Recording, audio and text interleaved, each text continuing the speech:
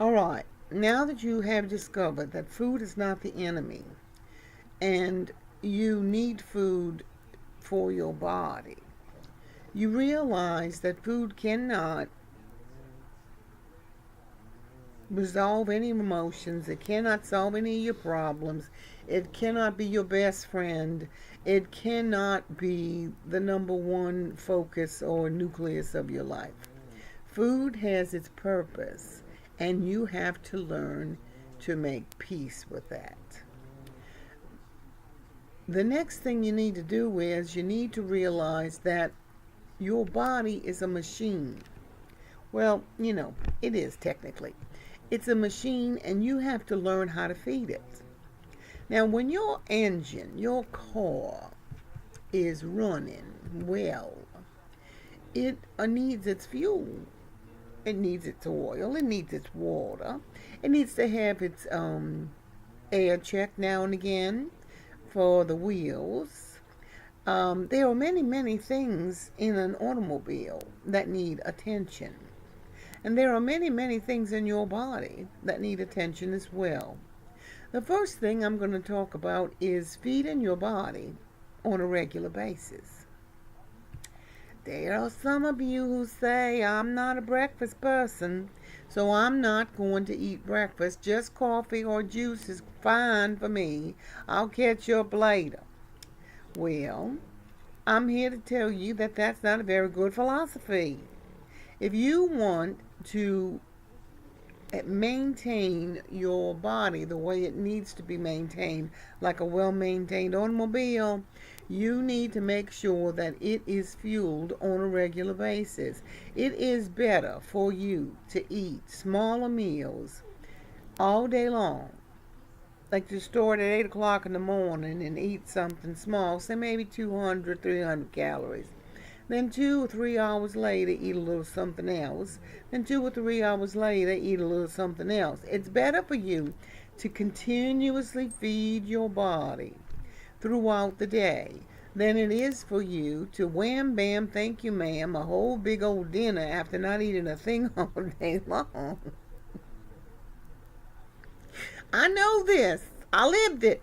I didn't like breakfast, couldn't stand it, didn't want to eat. But most of that was because I'd eaten so much the night before. So I was never really hungry at breakfast time, and I would just go, oh, I'm punishing myself. I ate too much last night, so I'm not going to eat breakfast. Then I'd say, oh, I'm not going to eat lunch either. And I'd go the whole day without eating, and when I came home, I was a raving maniac, and I couldn't wait to get to the refrigerator. And before I had the food cooked and sitting on my plate, I had eaten and grazed so much that I really didn't want to eat, or I didn't have to eat. Of course I did, because I went through all the trouble of cooking, so I ate it.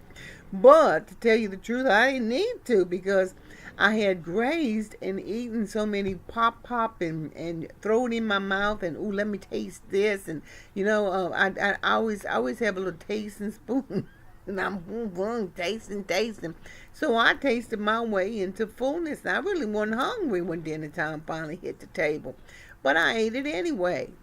And then I was ravenous because I hadn't eaten all day long. I felt so deprived, and I felt like, oh, I need to eat. I was just shoving all kinds of stuff in my mouth. It didn't matter what it was. I just felt like I deserved it because I hadn't eaten all day.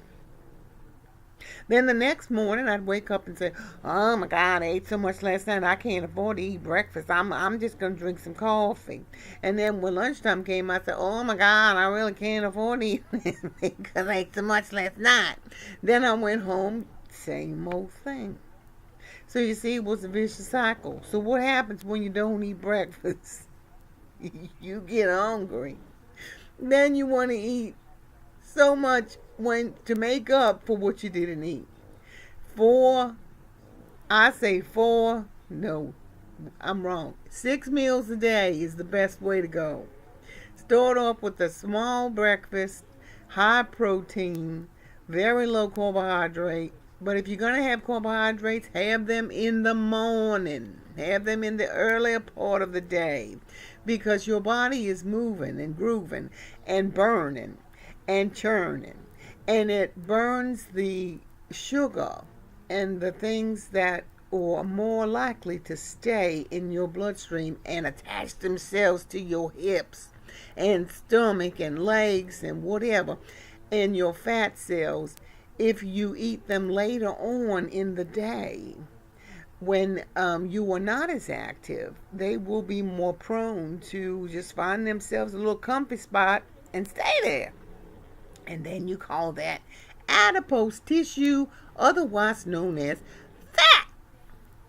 And we don't want that to happen. So here's the deal, sweet and simple.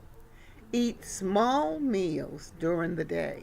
Don't skip breakfast, because breakfast wakes up your metabolism.